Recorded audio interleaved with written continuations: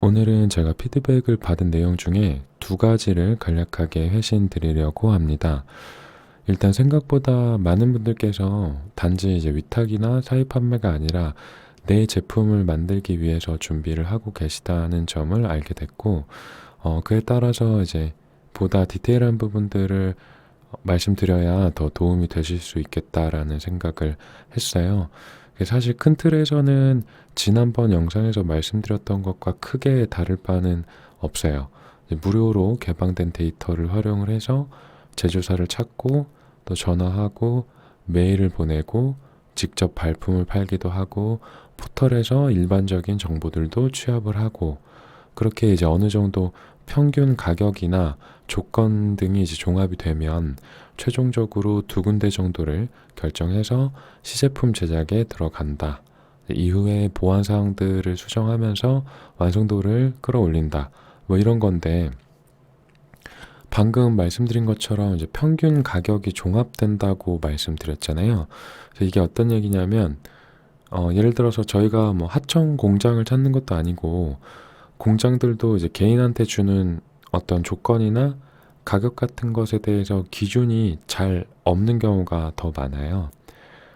그러니까 이제 공장 상황에 따라서 견적의 어떤 갭이 엄청 많이 나게 되는 거예요.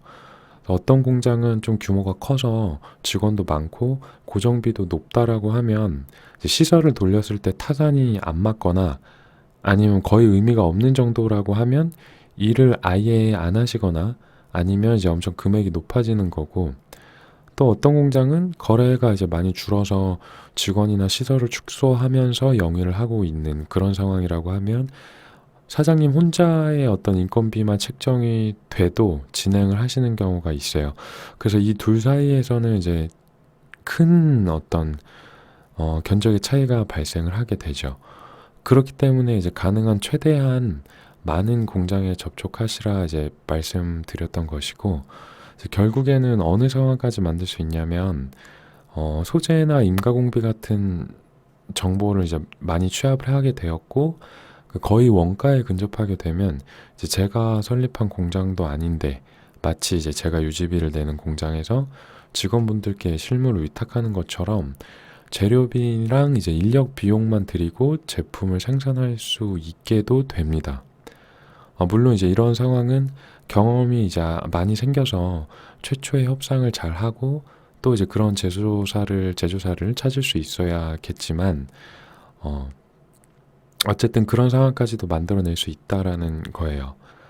그리고 또 비용이 제일 중요하다라고는 또 할 수 없는 게, 아무래도 이제 품질 관리 차원에서는 공장에 자주 가는 게 좋기 때문에 위치도 중요할 테고, 또 이제 규모가 큰 공장들은 그에 따라서 이제 설비나 각 공정에 대한 체계가 확실하기 때문에 로스나 사사로운 변수들이 또 적은 이점이 있죠.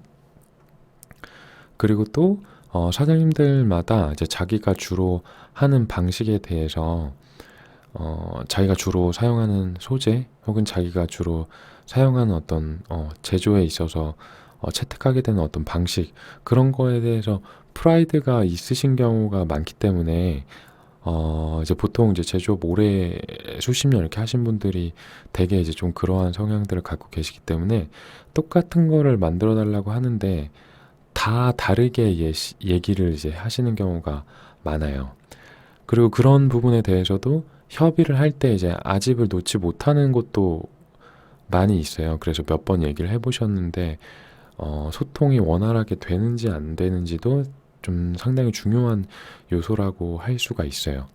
안 그러면 이제 조금 진행하다가 어떤 문제를 놓고 해결함에 있어서 이제 갭을 좁히지 못하기 때문에 이러한 부분들까지도 모두 고려가 되시는 게 가장 좋습니다.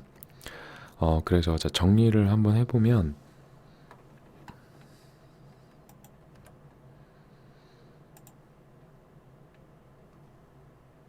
일단은 당연히 이제 금액 조건이 맞아야 되겠고요. 그 다음에 위치적인 조건이 좋을수록 더 좋겠고요. 그 다음에 어떤 체계나 시스템의 상태, 그리고 소통이 원활한 정도를 따져서 최종적으로 결정을 하시면 크게 무리가 없을 것 같습니다. 그래서 어떤 기준들을 두고 보아야 된다면 이런 부분들에 대해서 생각을 해주시면 될 것 같고요. 그리고 이제 이후에 제품 양산에 들어갈 때는 계약서를 작성해 두시는 게 좋아요.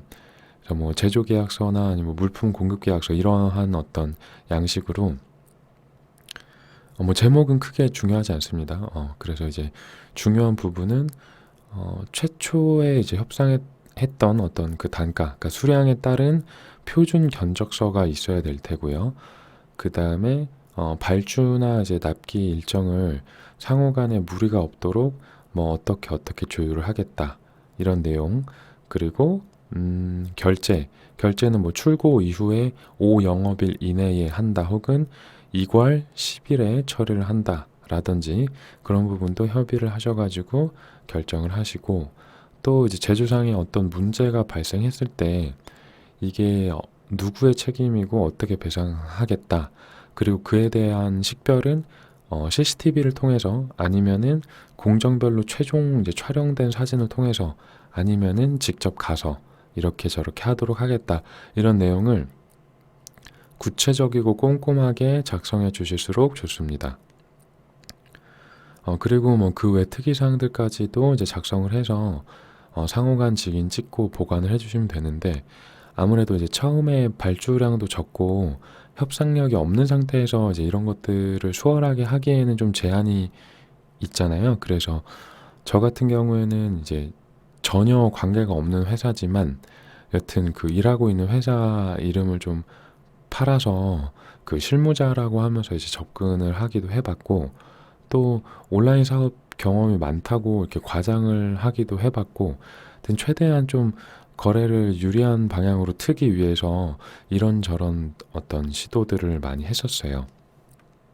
그래서 그런 부분도 참고해 주시면 좋을 것 같고, 참, 그리고 이 그 구독자분들 중에 혹시 저런 어떤 제조 계약서 같은 거 필요하시면 제가 쓰는 것 중에 양식을 보내드릴 테니까 필요에 맞게 조금씩 수정해서 사용하세요. 댓글로 메일 남겨주시면은 보내드릴게요. 그리고 이제 한 가지 더 말씀드리고 싶었던 거는 제품을 이제 기획하고 소싱하실 때 차별성을 최대한 가져가려면은 그 접근성에 대해서 생각을 해보시는 게 좋은 것 같아요. 보통 이제 접근성이 좋으면은 경쟁이 좀 치열하고, 그 뭔가가 접근하기가 어려우면 어려울수록 이제 블루오션에 좀 가까워지는 그런 경향이 있잖아요. 그래서 뭐 예를 들어서 제일 먼저 보통 이제 접근하게 되시는 위탁 판매를 그냥 하는 것보다는 제공받는 상세 페이지를 약간 가공해서 등록하는 게 조금 더 귀찮을 테고, 또 그냥 가공하는 것보다 직접 촬영해서 페이지를 새로 만드는 게 그것보다도 더 어려운 일일 테고, 또 사입을 해서 판매하는 건 더 부담이 될 테고, 기성품을 OEM 제조로 이제 상호도 넣고 패키지도 만들고 브랜딩도 해서 판매를 하는 거는 더 어려운 일일 테고, 또 제품을 자체적으로 기획해서 생산하고 판매하는 거는 더 접근성이 좋지 않겠죠. 이제 일반적인 처음 접근하는 셀러들한테. 그리고 이제 거기에 뭐 애초에 이 제품의 어떤 수요와 공급의 정도를 확인을 하고 어느 정도 나갈 것이다라는 게 측정이 되고, 그에 따라서 이제 마케팅 계획까지 있다고 하면 더 성공 확률이 높아지는 거고, 거기에 또 뭐가 붙어서 뭐 예를 들어서 뭐 모델이 굉장히 유니크한 느낌을 준다든지 아니면 기존의 어떤 그 상식을 깨는 광고 컨텐츠를 만든다든지 하는 뭐 이런 것들이 붙으면 붙을수록 내 제품은 더 특별해지고 차별화가 이제 가능해지는 것 같아요. 그래서 지금 이 얘기는 그 첫 번째 영상에서 짧게 말씀드린 내용이란 일맥하는데, 이제 위탁이나 사입은 차별성이 확보되기는 좀 어렵지만 단시간에 이제 대량으로 상품 등록하고 또 어떤 툴이나 판매 채널의 로직을 잘 이해하고 활용하게 되면 성과를 생각보다 빨리 이제 낼 수 있는 거고, 제품을 이제 OEM으로 소싱하거나 아니면 자체적으로 기획해서 판매하는 방식은 이제 뭐 셋업 시간이 좀 오래 걸리고 또 오래 걸려서 이제 길을 잘 모았는데 결과가 또 안 좋으면 상실감이 상대적으로 상당히 크기 때문에 이 처음에는 이제 내 성향이나 지향하는 바에 따라서 시작을 하시는 게 가장 좋겠다라는 그런 생각엔 변함이 없습니다. 오늘은 여기에서 줄이고 제가 아직 영상 포맷이 없으니까 당분간은 그냥 라디오처럼 들어주셔도 괜찮을 것 같아요. 네, 긴 얘기 들어주셔서 감사합니다.